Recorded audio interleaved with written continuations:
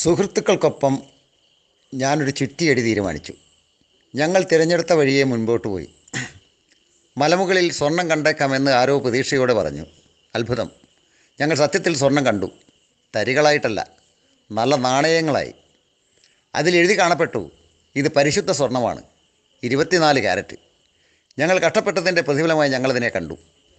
സാവധാനം ഞങ്ങൾ വിസ്മയത്തോടെ ആ തുട്ടുകളുടെ മറുവശം ശ്രദ്ധിച്ചു. അതിൽ വ്യത്യസ്തങ്ങളായ കുറിപ്പുകൾ കണ്ടു. ഞാൻ ശക്തിയാണ്, ഞാൻ അംഗീകാരമാണ്, ഞാൻ ശരിയാണ്. മറ്റ് ചിലവ ഇതിലും അസാധാരണങ്ങളായിരുന്നു. ഞാനാണ് കേമൻ, ഞാനാണ് സഹായി, ഞാനാണ് നന്മ, ഞാനാണ് ദൈവം. ഞങ്ങൾക്കൊന്നും മനസ്സിലായില്ല. എന്തായാലും ഞങ്ങളെല്ലാം പോക്കറ്റിലിട്ടു. ശരിക്കും പേടിപ്പിക്കുന്നവ പിറകെ വന്നു.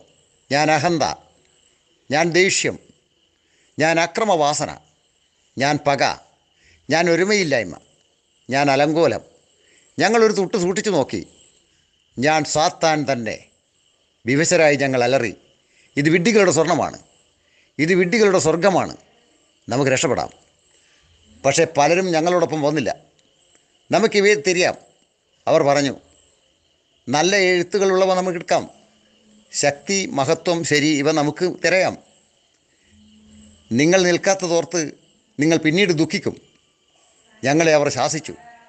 അനന്തരഫലം, ഞങ്ങളുടെ ആ സഹോദരങ്ങൾ ഈ രാജവീതിയിലേക്ക് തിരിച്ചു വരാൻ വർഷങ്ങൾ ഏറെ എടുത്തു. ഒരിക്കലും തിരിച്ചു വരില്ലെന്ന് ആണയിട്ടവരുടെ കഥ അവർ പറഞ്ഞിരുന്നു. ഇത് ശരിക്കും സ്വർണ്ണമാണ്. വ്യത്യസ്തമാണെന്ന് നിങ്ങൾ പറയേണ്ട. ഞങ്ങൾക്ക് പറ്റുന്നത്ര സ്വരുക്കൂട്ടി വെക്കട്ടെ. ഇതിലെ എഴുത്തുകൾ ഞങ്ങൾ കട്ടികളാക്കും. വൈകിയെത്തിയ ഞങ്ങളുടെ സഹോദരങ്ങൾ പറഞ്ഞു.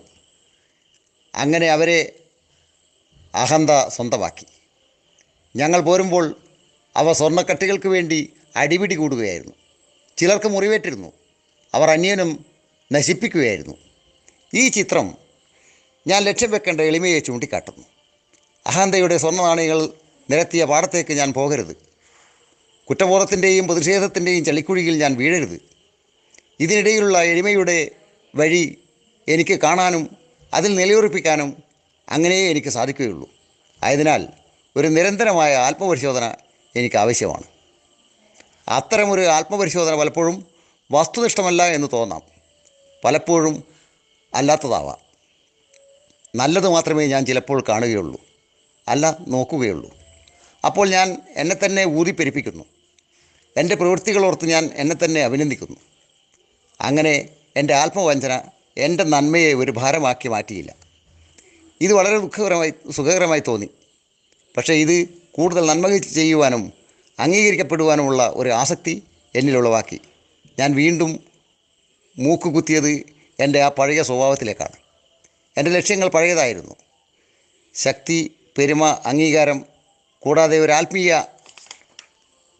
ന്യായീകരണം എനിക്ക് എന്തിനുമുണ്ടായി. എൻ്റെ ആത്മീയോദ്ദേശം ഏത് അസംബന്ധത്തെയും ശരിയായി തോന്നിച്ചു. നല്ല നാണയം ചീത്തയിൽ നിന്നും വേർതിരിക്കാൻ എനിക്ക് കഴിയാതെയായി.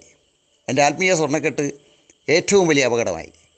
ഞാൻ മറ്റുള്ളവർക്ക് ചെയ്ത ഉപദ്രവം എനിക്കെന്നും പശ്ചാത്താപത്തിന് കാരണമായി. ഞാൻ നേയയുടെ ഭാവിക്ക് എത്രമാത്രം വിനാശകാരിയായിരുന്നു എന്ന് ഞാൻ നടുക്കത്തോടെ ഓർക്കുന്നു. അന്ന് എനിക്ക് എൻ്റെ അവസ്ഥയെക്കുറിച്ച് അധികം ചിന്ത ഉണ്ടായിരുന്നില്ല. എന്നും എനിക്ക് ഒരു ന്യായീകരണം ഉണ്ടായിരുന്നു. വേറെ എന്തൊക്കെയോ വലിയ കാര്യങ്ങൾ എനിക്ക് ചെയ്യുവാനുണ്ടായിരുന്നു.